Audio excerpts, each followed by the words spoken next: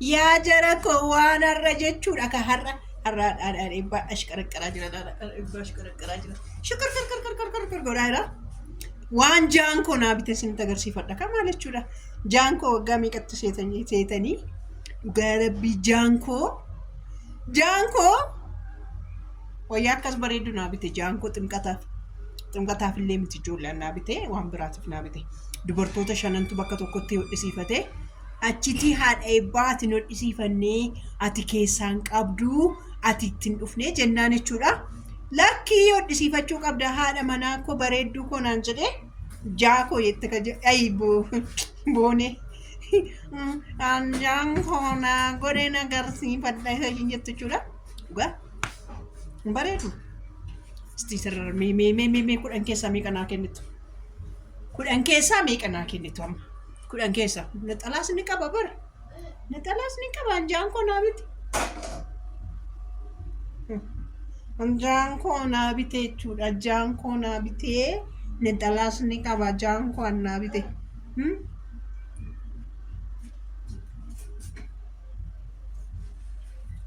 Amtaan uffata akkasitti jechuudha kuni laphee jechuudha akkasitti bareeda akkasitti. Maalani faashiniin uumu bakka akkasitti bareeda dhugaa akkasitti jedhee kutaa shimti amma maal ture ximqata lamti har'a ximqataaf jechuudha. Asirratti lootii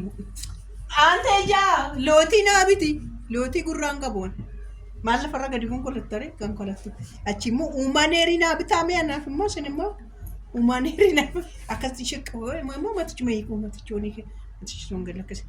Nan bareeda miti amma ka gara hamii keenyatti ceenaan malee jechuudha.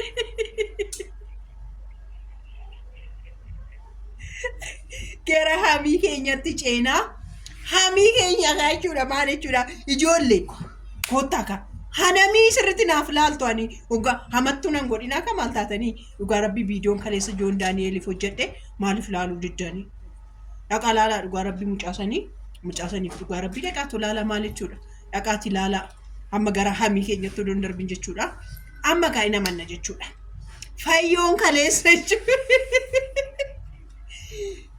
jira amma dhuguma dadhabdee akkasitti kufaafii turte moo diraamichuma bareessuudhumaa fi akkasitti nuuf teesse yee gurbaa dhuguma kufuufii dadhabde moo dhuguma kaballaatti cufuu dadhabde moo yaa diraamitti reef mi'eesse jiraan diraama mee warri kaleessa diraamitti ilaaltanii akka kolfaan duutan akka kolfaan duutan ay jira garuu jechitti keessaa fayyifadhu mee gurbaan nanaa maal taatee jira yaabbaa akaakayyuu koo keessaan fadhu maal goota seete keessaa ishii diqaalaa jettu san keessaan bifadhu tokko jedhii diqaalaan jedhamu gamaa gamasee anatti dhufedha sanyii fa'iif maal fa'iif malee namaaf diqaalaan jedhamu horiif waan tokko sanyii filatamaa ta'uudhaaf hoggaa fidan akka sanyii filatamaa ta'uuf walitti diqaalaa jedhama malee namaaf diqaalaa inni bareedu maaliif jecha duubatti hafaadha kun jecha duubatti hafaa waan ta'eef jechuudha yaa abbaa kakushaa diqaalitti afaan kee irraa cabsi afaan kee irraa kanarraa nanafee kaartaa harkaa fudhatee maraachee kaartaa mana ishiitti irraa fudhatee maraachee ijoollee yaa shamarran biyya arabaa yeroo tokko hoggaa barattanii akkasin barattaniif natti fakkaata asirratti waa'ee shamarran biyya arabaa irratti hundeeffattee hojjetaa jirti diraamitti maqaa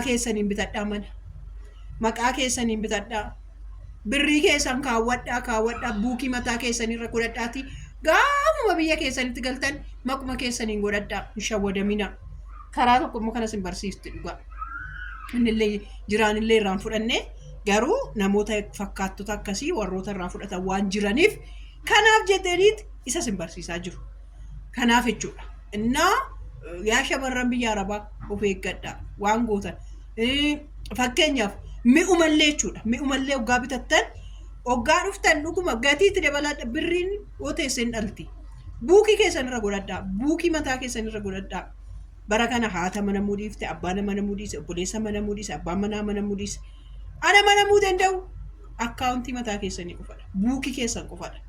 Adama nama buukii keessan qofadha. Kanaaf buukii keessan irratti guusadha. Isin irratti maal qo'aan koo hin agaddisiisu. Isin irratti koo namoonni nuti hin naganne hin jiru bara. Namoonni nuti hin naganne hin jiru. Maaliif hoo jettan hundumatu nagadata. Hundumatu nagadata.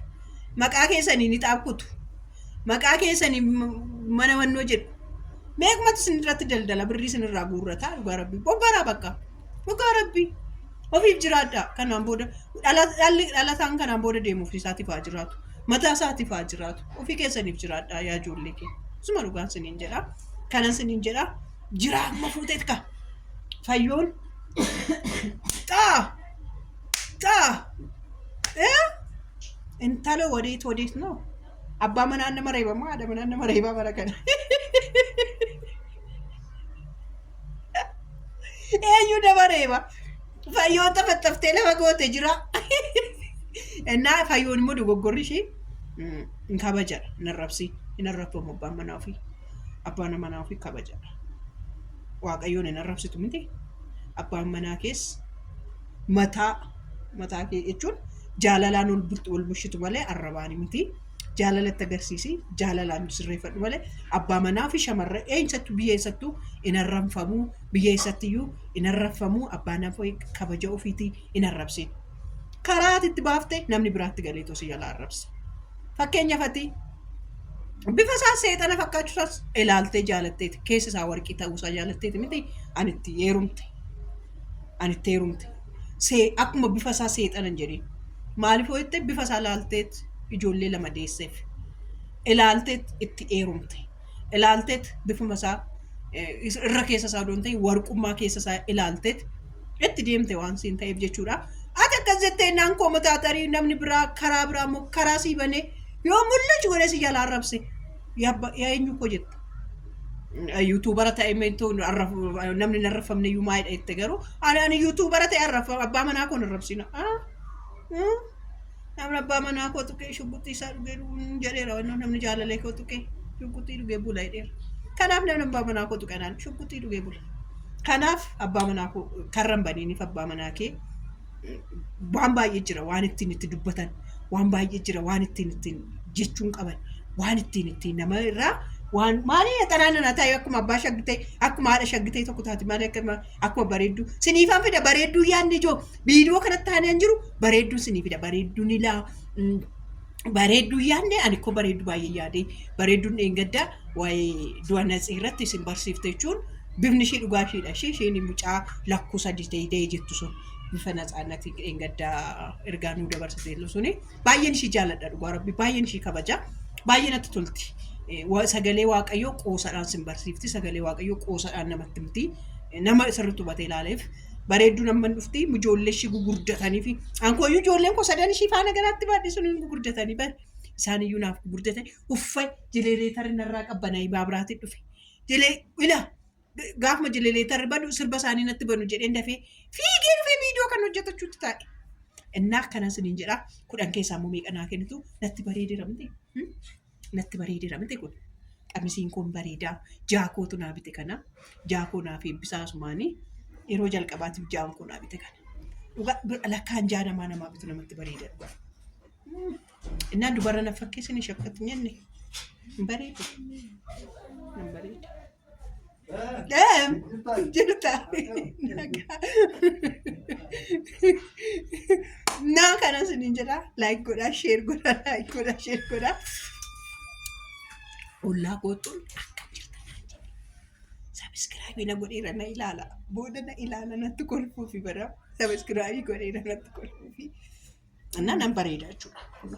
Jaakootu naa bite waan ta'eef narraa bareeda kana siniin jedhaa nagaan oolaa nagaan bulaa naaf kennaa immoo 10 keessaa shireeti.